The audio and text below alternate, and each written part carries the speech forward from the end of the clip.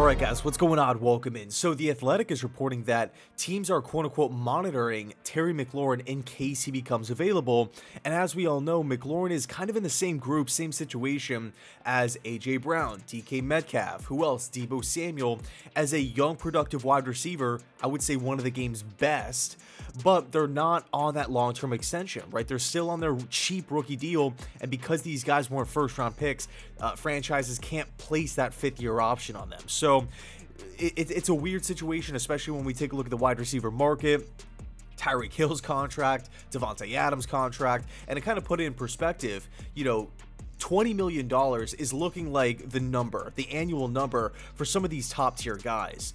Terry McLaurin is getting paid around $3 million this season, so it's a huge jump.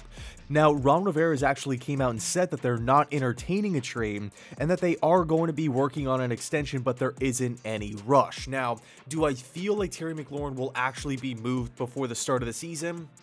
I'm going to say no. Okay, again, one of the league's best wide receivers, over 6 feet tall, 200 pounds, 77 catches last year, back-to-back 1,000-yard seasons, also had 5 touchdowns last year, crazy rookie season as well. I mean, this guy's electric. He is 3 straight years of production. I don't see Terry McLaurin falling off anytime soon.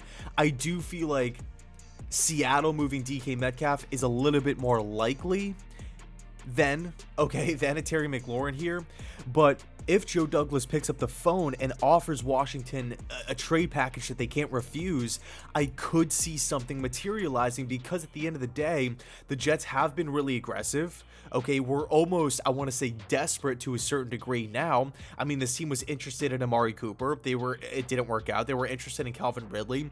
Didn't work out. This close away from acquiring Tyreek Hill. Didn't work out. We've been linked to AJ Brown, DK Metcalf, and Deebo Samuel.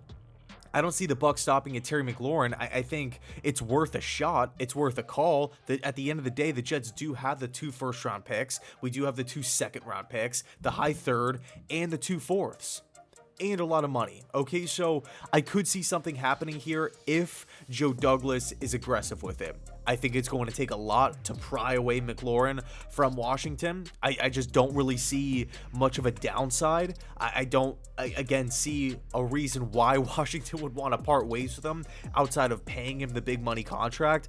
But, I mean, it's 2022. We just saw the Saints go from $60 million over the cap down like being in the clear with a couple of moves. I don't think Washington is looking at Terry McLaurin saying, you know what, you want an extension? Sorry, we're going to trade you away instead because we don't want to do it. I just don't see that happening, especially with the acquisition of Carson Wentz. Carson Wentz is not a top 10, top 12 quarterback in this league. Although I do really like the acquisition from Washington's standpoint, I do think it's a massive upgrade. I like how they didn't have to give up a first-round pick.